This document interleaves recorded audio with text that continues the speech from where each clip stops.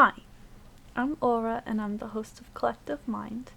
I'm here with Primal Pack and we're finally doing another Sandersides reaction. Long time coming. And I imagine this is also going to be a two-parter because this is nearly an hour-long video. So with our talking on top of that, I imagine this is going to be a two-parter. I don't remember if this is going to have like a trigger warning built into the Sandersides video itself, but general trigger warning for some like religious themes and like moral shaming type stuff in this one. But yeah, it's an interesting one to talk about for sure. So, disclaimer that we try to remember to say at the start of these videos. Now, we know that Sandersides is not intended to represent a DID system, but we still find it interesting to look at it through a DID lens or a general system lens and compare it to some of our experiences and stuff like that. And it was the first like media essentially representation that was like anything remotely close to DID that we had, so we like looking at it that way, and it does a lot of that stuff better than a lot of stuff that is trying to represent DID, so do with that what you will. But we have a separate whole series called DID in the Media where we look at things that were intentionally trying to represent DID and talk about that. So if that's what you want to see, or if you would also be interested in that, go check out that series too. Although, at the time of filming this, it is on hiatus because of the writers and actors strike, so... But it will come back when that strike is done. So... Anyway. Let me ask you this. What if you can only save the large group of people by hurting another innocent person? That causes pain, but you said the right thing to do is to save the group? Can't hurt an innocent person. You're not guilty because you freeze. Constructive criticism, you know, maybe not depict scenarios where my friends die. Okay, I'm really not trying to argue with you, Patton, but you said everyone knows that it's right to save innocent people when you can. Is that not always true? Well, not when it's like that. It's never okay to hurt an innocent person. So that rule trumps the other rule. Roman! You know we don't like to use the T word in this house. Oh, sorry. So the rule about not hurting people overrules the rule about saving people. Yeah, that makes sense, right? But what about the people that got hurt? That was a terrible tragedy that you couldn't do anything about. But you could have done something. You could have redirected the train. But that something wasn't an okay thing to do. Okay, so it's not about the end result then. It's about the how. Like how you do whatever you do. Right. The how. And the why. You don't let the train hit the group of people because you think they deserve to get hit more than the one person. Oh my gosh. Patton, my blinds! I am so sorry. Did you break my blinds? I popped up too close then. Oh. Thanks, Roman. You really cut the tension there. Okay. You okay? Oh yeah, I'm great. You sure? No, I'm good. Figment of your imagination, so okay. So, about the whole why thing. What is a good why when it comes to why I should do good? I know you said earlier you do it because it's right. So, I guess what I'm asking is, what do I do it for? What's the outcome? What motivates me? I mean, I don't have all the answers, but I would say putting more good into the world. I wish that was a more satisfying answer, but it just isn't.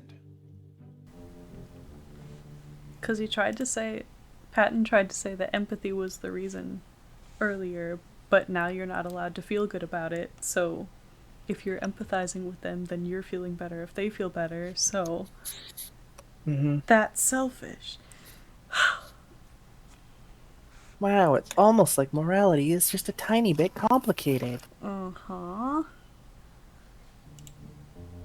You know, I'm not doing a really great job explaining this philosophy.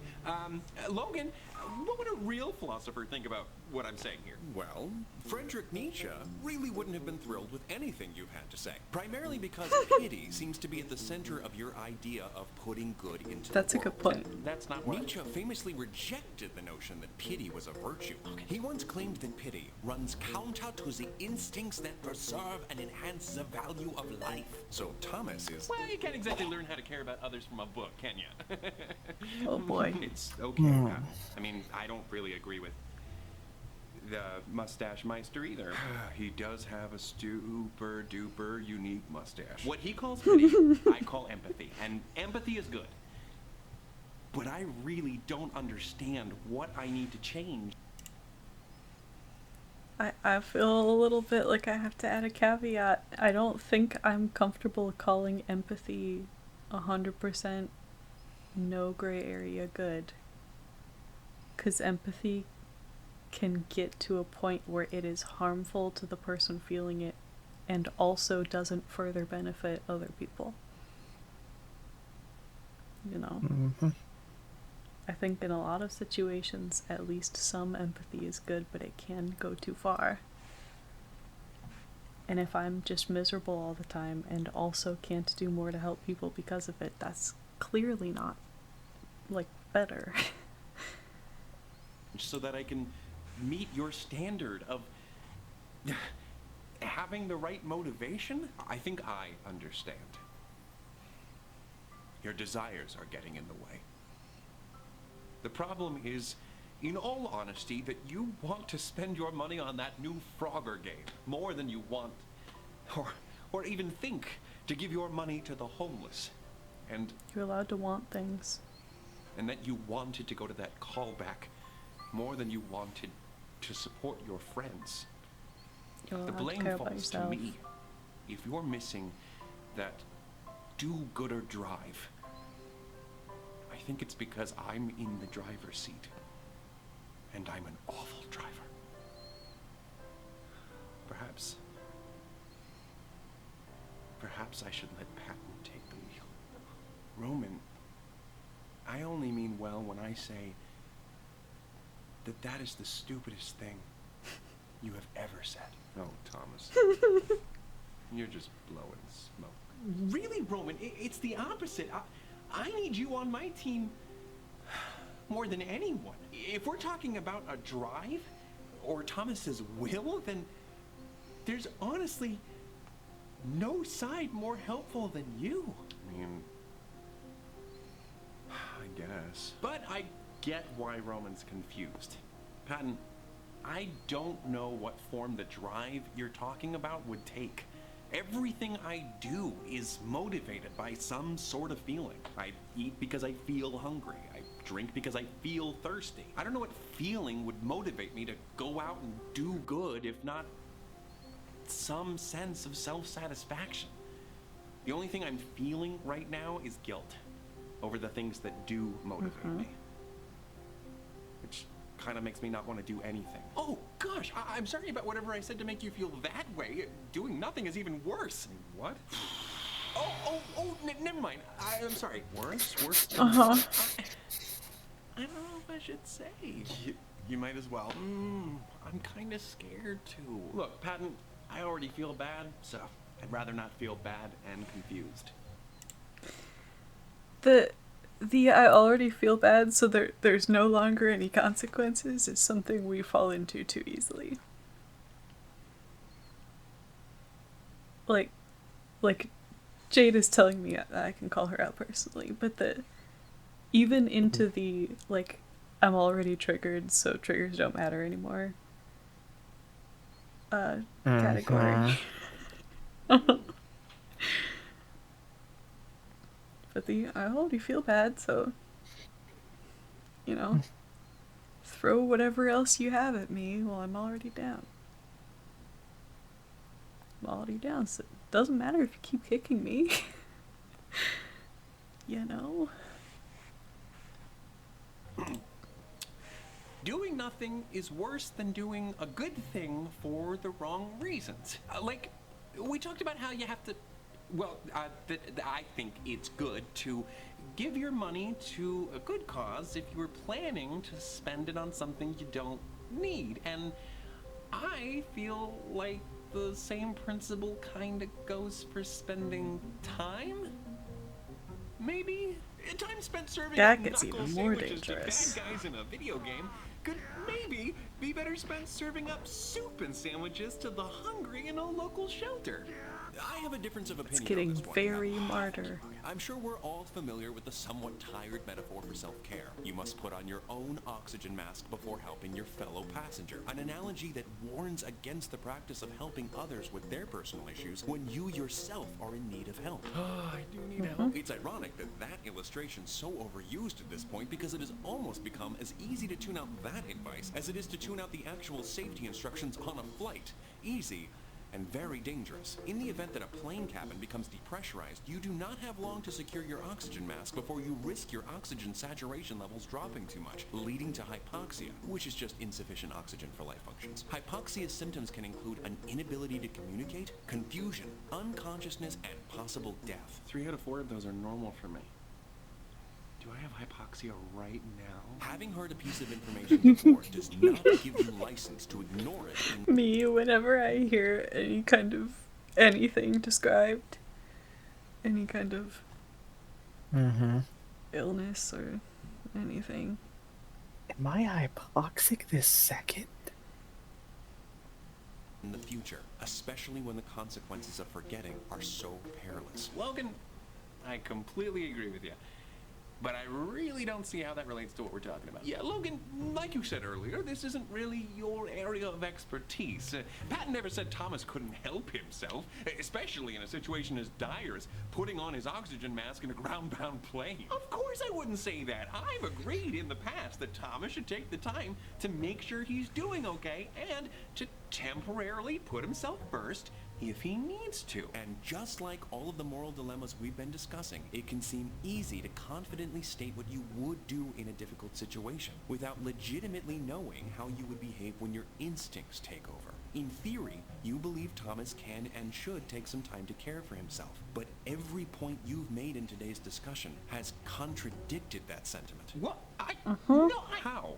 I don't think video games versus community service is a threat to Thomas taking care of himself. Nearly every answer Patton has given to the moral questions throughout this discussion has suggested that a moral life is a life without spending surplus capital and time on leisure activities. Dr. Robert A. Stebbins defined leisure as activity engaged in during free time which people want to do and actually do in either a satisfying or a fulfilling way or both. Leisure means experiencing freedom. It's your time and you do what you want with it, which in turn contributes to a feeling of control and improved self-esteem. A lack of control and self-esteem are two factors that you all now understand can worsen Thomas's relationship with intrusive thoughts, and they have.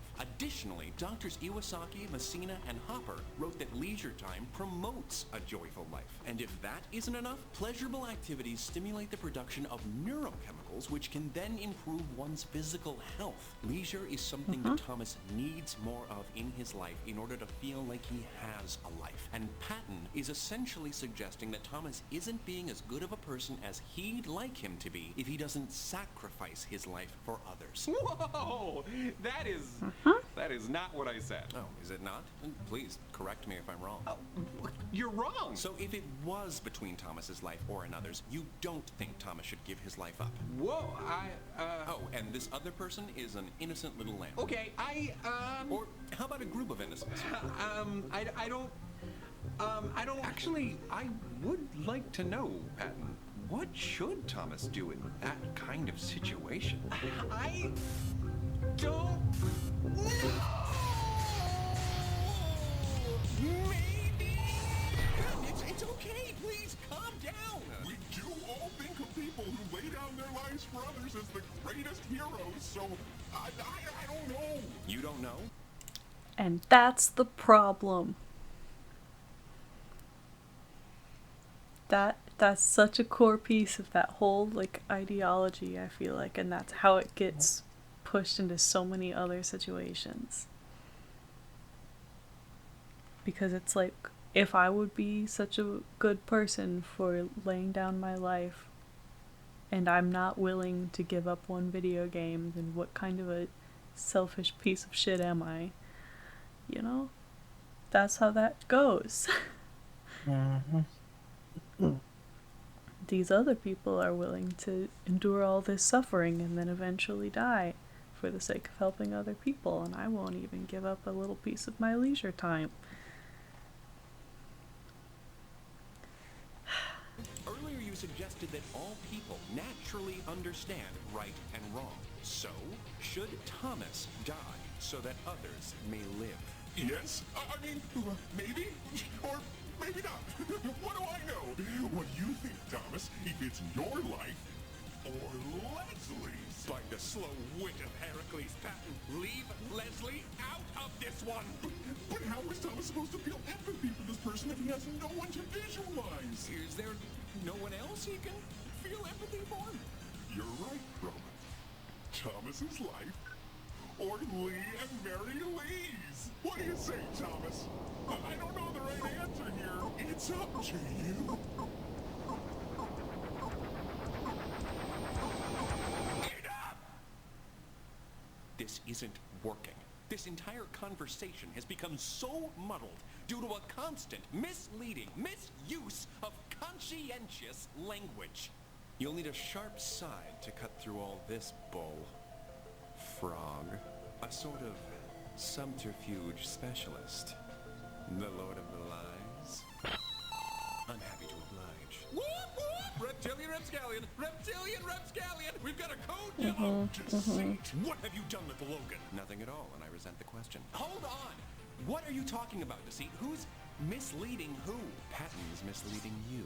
Frogwash! I may be amphibian, but I can't say that I am Fibbin. That's richer than Jeff Bezos coming from the self-proclaimed Lord of the Lies. Do keep it up with the wordplay. It never gets old. He didn't mislead you on purpose, Thomas. I don't think the little guy, or the big frog, is capable of that sort of thing. He may have just threatened the life of Broadway's original Aaron Burr himself, but you leave our rosy-cheeked riveter alone. Patton, I'm loving this new direction that you're going with your rhetoric, sprinkling in a few maybes, who knowses, or what do you think? Why are you doing that? Because I found out that I was being too tough on Thomas and it was driving him hopping mad. So, I tried to share my thoughts in a softer way. Right, because making Thomas feel inadequate for not dying in someone else's stead isn't tough at all. Huh? Here's the thing, Patton. Pushy is pushy. That faux flexible rhetoric that you're using to soften your approach doesn't change your intentions. It just disguises them. That was just a hypothetical. Patton's not actually suggesting that Thomas should pursue martyrdom. Right, I don't want Thomas to croak. That's my job. We're talking about what-ifs, worst-case scenario kind of stuff. What I am saying is Thomas has a really good life that other people don't. You're over there talking about putting on your oxygen mask before helping another passenger, but we're not in a crashing plane. If the situation was that serious, then sure, he can focus entirely on himself. So, only if it's life or death is what that boils down to.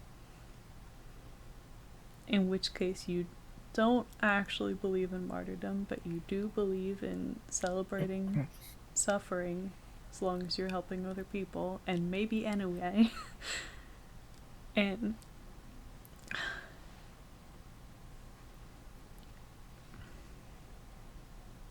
things matter even if they're not life or death. I'm allowed to eat even when I'm not starving. You know? Mm-hmm. But does he deserve it? I don't know. Man, I don't know if I can believe whatever you tell me. Treating yourself is something that you can take too far. You can take anything too far, Patton. Yup. You've taken things too far. The plane Yep. is going down. You need to give Thomas Yup. some room to breathe.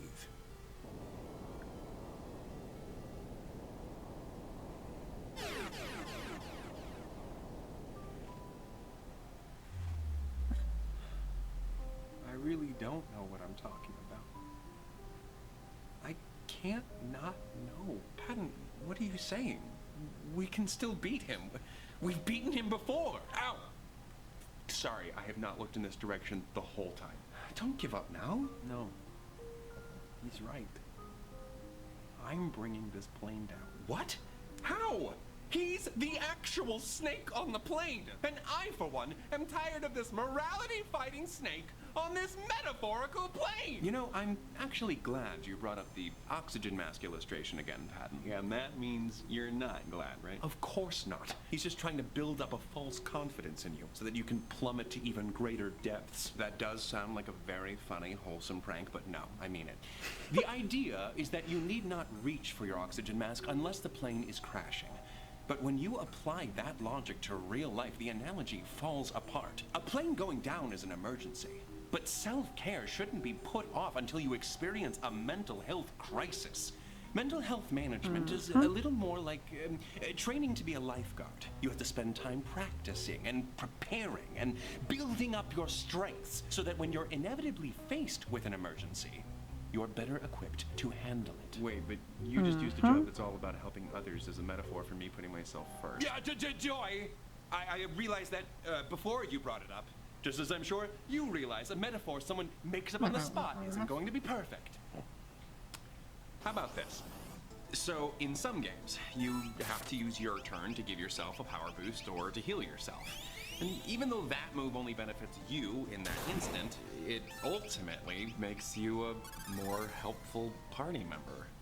Oh, shit. Not that any of you care, but I am unharmed, and I don't want to talk about it. I'm just here to deliver one last fact, then I will do you all a favor and spare you my company. Oh, Logan, Peter Singer is an Australian philosopher and activist who champions the movement known as effective altruism. The primary feature that differentiates effective altruism from other moral philosophies is its practicality. It employs the heart and the mind so that effective altruism can earn its namesake and actually be effective. The aim is to help as many people as possible while maintaining a perfectly adequate standard of living. So, a poor, sick person giving 5 of their last 15 cents to an aid organization, while incredibly altruistic, is not effective altruism because that money won't go very far, and the act would only harm that person's already unacceptable standard of living. Fellow effective altruist William McCaskill recommends that people who can, and are inclined to, should go into fields like banking or finance because more money earned means more money to give. Right, like I said, I need to give myself a buff so that I can better help others. And you need to maintain an adequate standard of living. You can't forget that part. If the variety of generosity that you subscribe to leaves you feeling depressed or like your life isn't your own, then you need to reevaluate things. What do you know? If it came down to video games or volunteering at a local shelter, it actually might be okay to prioritize gaming sometimes, if video games are an essential ingredient in your recipe for self-care. Emphasis on the sometimes, though, right? We should still try to help those in need. Whatever, sure, if that's your thing. I mean, totally, yes, of course. But mental health should be regarded with the same life or death attitude as physical health. You've been taught to feel guilty for taking care of yourself. That too. You were also taught that Christopher Columbus was a pretty cool guy. A lot of your education was, of course, forgive the pun. So what, we're supposed to do a complete 360 and head right back into Selfish City? You mean a 180. Don't you talk to me about math. You're not Fogan anymore. That's Faux Logan, if you're too slogan. You're right. So why don't we move on to something we're both familiar with, Roman? Mistakes. I was actually very impressed with you. You made such a noble sacrifice. Don't try to flatter me, Snake. I don't need to flatter you now, Roman. I mean this. You, in particular, made a significant sacrifice when you sentenced Thomas to attend the wedding instead of the callback. That was a costly choice. Thomas lost a huge opportunity and a good amount of mental health points in the name of being there for his friends. He didn't get anything out of it other than a new high score in Word Crush. That's the closest to an act of true selflessness that I believe is possible. And look, it served no one. Lee and Mary Lee seem to have appreciated Thomas showing face as much as they would have appreciated any other guest's attendance. So if they gained nothing, and we lost something, then it was a net loss. So maybe selflessness isn't always the answer. Okay, well, that's over and done with, so what now? You need to unlearn that selfish is a dirty word. And for your sake, Yep. you need to start practicing a little more selfishness. In moderation, as all things should be. Well, almost all things. What do you mean by almost all things? You're right. We wouldn't want to plant too many trees. Just think of all the CO2 that might be absorbed. Huh? You got me there. Well, when is it enough? You can plant too many trees. If like nobody can live anywhere anymore because there's just trees in every square foot. There's too much trees. There's such thing as that. Also, I'm just remembering the first time I ever saw this episode of Sandra Sides and how excited I was and how like fucking vindicated I felt when Deceit started breaking all of this down like that. And I feel like this might have been a significant moment in our like mental health journey. This video. Accepting anxiety was the first big one that was like that, but this was like in a different category. Trees? No, selfishness! How long must we act selfishly until Thomas is ready to start putting more good into the world? A good question for another time. But I'm sure you'd have us believe that that time will never come. And even if it does, what's to stop you from telling us that we've done enough good for others, when maybe we could do more? Oh, Thomas dropped a dime in the St. Jude charity box. What a good boy you are, Thomas. Nay, I say! We are ethically compromised if we give the Bananaconda a seat at the table. Bananaconda. I don't know that we are. We can't trust him. He's asking us to go back on things we've known for years. Rights and wrongs. Shoulds and shouldn'ts. How can we trust him? I don't have a simple answer to that question. But here's a start. My name.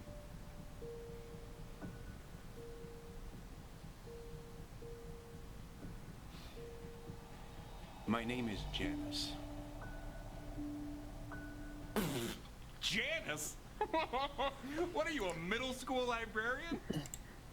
Now that that has finally happened, I can say like one of the main important like DID things that I feel like I can say about this whole episode is how good of a representation it is of like some of the early to mid stages of like a recovering persecutor trying to still get their like 2 cents in without taking it too far and trying to get like the respect from people who have been just like enemies to them for in a lot of cases years, and trying to communicate like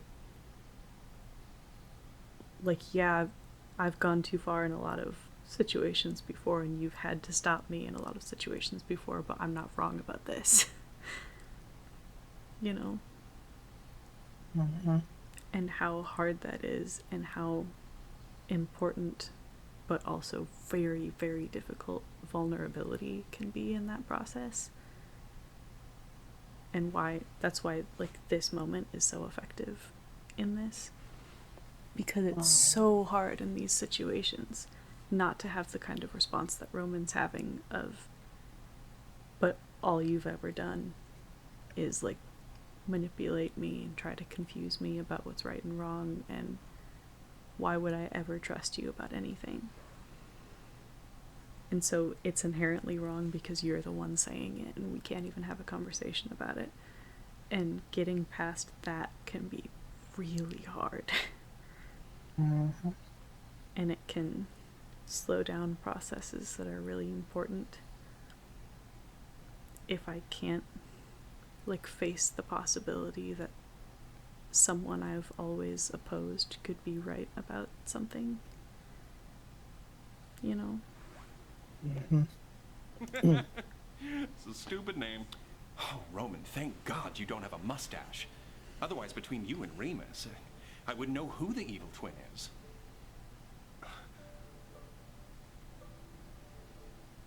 Are you guys seriously going to take his side? No, over me? Thomas.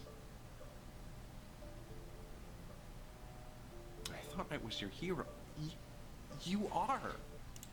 You know what else that's doing a really good job of?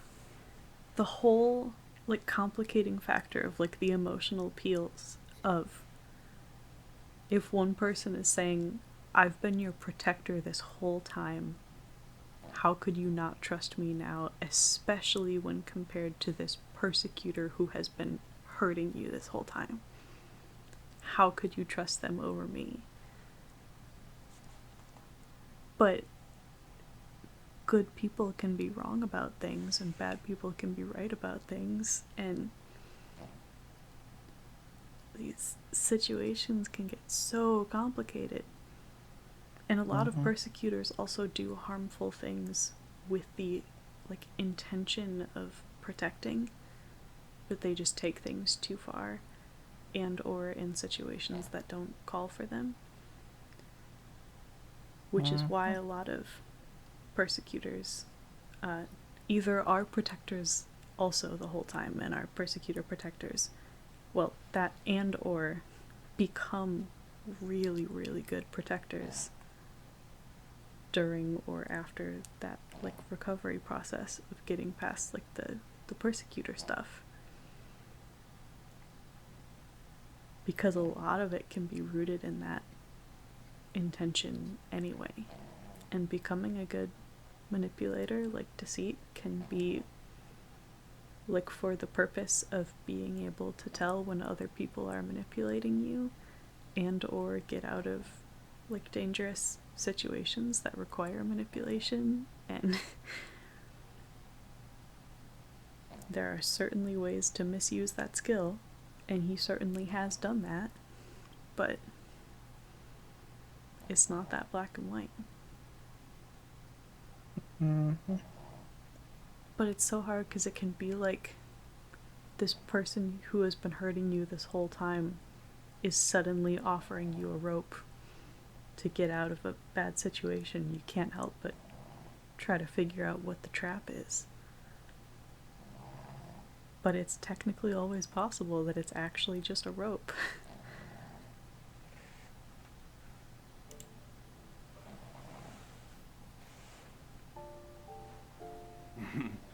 Wow. I can't believe this. Did you forget that he's evil? You're not. Or you're not supposed to be. You're supposed to be good. You can't. Roman, everything's gonna be okay, kiddo.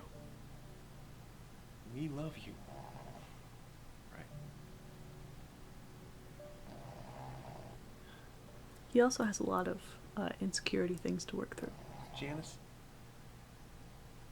do you think there's a limit on how many times someone can say sorry before you have to admit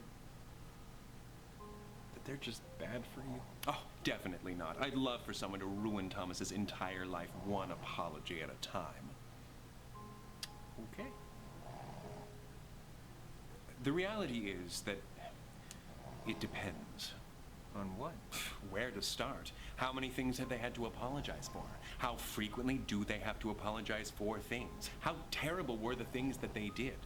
One of the biggest factors, in my very humble opinion, is whether or not they seem to be making an honest effort to do better, even if that effort is counterproductive. That does sound very annoying. Again, it depends. I guess guess I know who I need to apologize to. I'm so sorry, Leslie. It's okay. Just hope today we all learned not to... Thank you, Leslie. Yes, Leslie Odom Jr., everyone. Thank you. Yes, thank you. This is Sandra Sides, not Odom Sides. I'm not threatened at all. And Thomas, yes? I think I finally understand what my problem has been. Oh, yeah? Time. When you were younger, pointing you in the right direction was a little easier. Those examples I gave earlier, don't kill, don't steal, they're not really difficult conclusions to come to. Even those can get kind of complicated. I don't want to think about that. But maybe that proves my point. A more mature person comes with more mature moral questions. Like I told you before, sometimes I don't know the way. But when I told you that, you were so scared. I couldn't bear it. So I said to myself, all right, Patton, Thomas needs you. You're responsible for his morality. You can never not have an answer for him.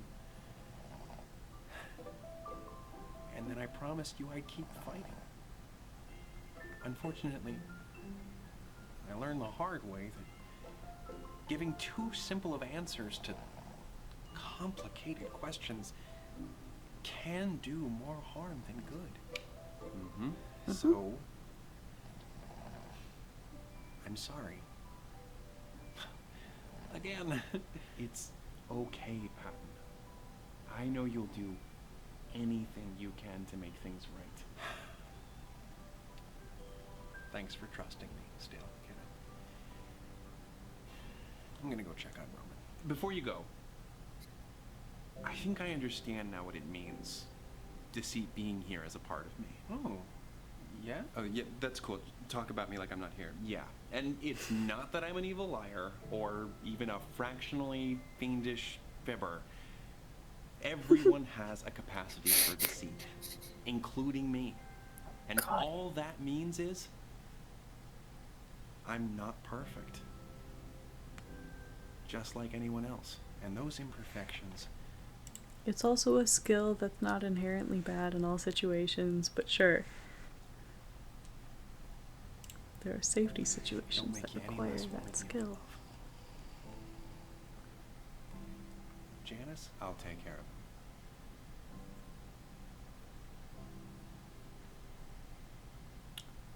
So, I suppose now we begin compiling a list of people we need to nudge down a flight of stairs until they hold another round of callbacks. Oh my gosh, no! Relax, I'm kidding. Of course I'm kidding. Baby steps. No! Unless- No baby steps. Baby No steps. steps. And no throwing people down them. No violence. You're right, of course. There are much less barbaric, much more fun forms of sabotage. Don't make me regret trusting you. I don't want to be stuck with an evil snake boy. You're not stuck with an evil snake boy. Ah, me. You're just stuck with a snake boy. Oh, brother. But seriously, using a mobile game to hide from your sadness and regret at a wedding doesn't count as leisure time. Take some time for yourself, Thomas. You're right. Oh, I'm sorry, what was that? I couldn't hear you. You're right. Yes! It feels so good! So good! And I know how much you love these constant dilemmas, so please, keep overthinking everything. Yeah, I do need to work on that. While there is likely more that you can do to put good into the world, you shouldn't beat yourself up over what you can't do, or what you haven't done before. It doesn't help anyone, so don't overthink it. Just try. All you have to do is try your best to be helpful and to do your part, whatever that is, with the understanding that you can never get doing good down to a science. It's gonna look different for everyone. And don't be afraid to give to yourself either. If someone else ever did as much for you as you've probably done for yourself, you would owe them everything. Treat yourself the way you would treat someone who has endlessly labored to give you a better life. or who has always helped you to remain on your feet through the toughest, most emotionally challenging periods of your life. Try to find your balance between doing good for others and doing good for yourself. That's such a high bar, though. Taking care of myself like I would feel responsible for taking care of someone who had endlessly sacrificed for me. That's such a high bar. Mm-hmm.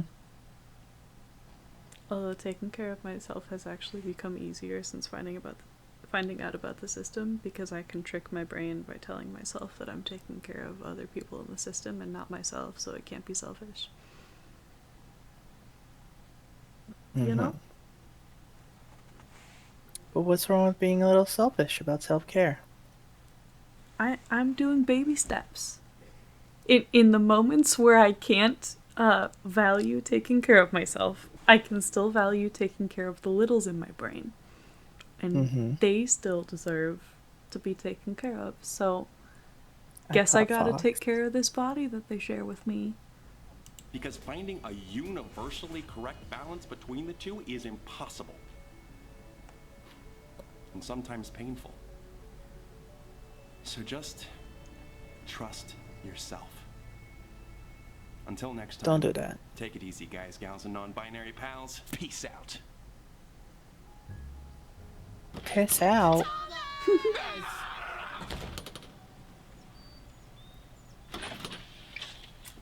Hey guys. So Sorry, bud. I forgot. Wait, oh my god, somebody inside was just like, that's a perfect representation of us, like, switching and then being able to handle a situation that whoever had been fronting wasn't able to handle before. So, like, situation happens, scream, close the door, switch, open it again. I can handle socializing now. Mm-hmm. You don't like door yelling. Nah, no worries. It wasn't so much the yelling as it was people at my door. Oh my gosh, I love you. Yeah, can you actually marry both of us now? Yes, please. I really want to spend the last 2 pennies in my bank account on a second wedding. I'm sorry, guys. I can't be tamed. And it looks like you're gonna have to terrify some other more docile bachelor. Damn. Almost had him. I know. You didn't tell me you guys were coming over. What's up? Well, we just felt kind of bad because you made it all the way out to our wedding and we barely got to hang out with you. Oh, what? I barely even noticed. Really? Because you were sitting alone at the reception. I was just trying to take it all in. You know, a lot of mental snapshots. I'm trying to go less digital this year. But you're on your phone. I was also taking literal snapshots with my phone. I mean, phones are barely digital at this point, right? Totally. Well, regardless, we thought we'd try to win back your friendship by bribing you with some treats. What? You guys didn't have to do that. Mimosa and pastry. Brunch Tuesdays. Brunch Tuesday. Little throwback. Oh my goodness gracious, it looks like we're gonna make a the mosta this afternoon with some mimosas. So this is like what you do for a living? Comedy? Yeah, I'm a hack. Well, are you getting busy? We can just leave these with you. Oh, no, I was just playing Kingdom Hearts, a game that really centers around the concept of friendship. Would you care to join me? Why would you even ask us that? What about us showing up at your door with a bunch of brunch and some booze juice makes you think that we enjoy your company? Cool, come in. We can also do something else if you don't want to play video games.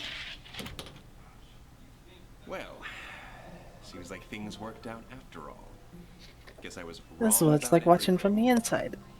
You and I both know that's not true. I think Odom Sides would be cool. Watch Odom Side, do what he can do. What is up, everybody? That's scary, but I feel like... Okay. Okay, end card time. Hi, this is not the start of the video. I know how to do this, it's okay. This has been DID Systems react to Sanders sides through the lens of systemness, and also talk a lot about moral dilemmas because of what episode this was. And thank you for watching it. And I know how to do this. If you liked it, please click the like button and also check if you're subscribed. And I know a lot of people who end up watching these Sanders Sides reactions are not subscribed, and if you do subscribe, then it'll be easier to make sure you don't miss new ones. And it also is nice for us. So we both get something out of it. And we also have YouTube memberships now, which is our cheapest subscription thing. If you want to check that out, that's also by the buttons down there. And you can ring the bell for notifications, again, to make sure you don't miss any. And if you keep going down into the description, we have links to a bunch of our other stuff, like our Discord and wishlist and Etsy and Twitch and Patreon. That's a big one. And you can check all those things out if you want. We do gaming streams on Twitch and then upload them after the fact to YouTube, and do a lot of cool stuff on Patreon, like we just did a Get Ready With Me where we did this makeup, and that's gonna go on Patreon and all that stuff. So you can check out those things if you want to. And please share your thoughts with us in the comments if you agree or disagree with things that we said, as long as you're nice about it. And also give us ideas for other types of videos you want us to make. If there are other things you want to see us react to, or just things you want to see us talk about, that's always helpful. And I think that's it. So we'll put some videos and playlists and things on the screen that you can click on if you missed them, including the playlist of all of our Sanders Sides reactions. And yeah, thanks for watching. Bye.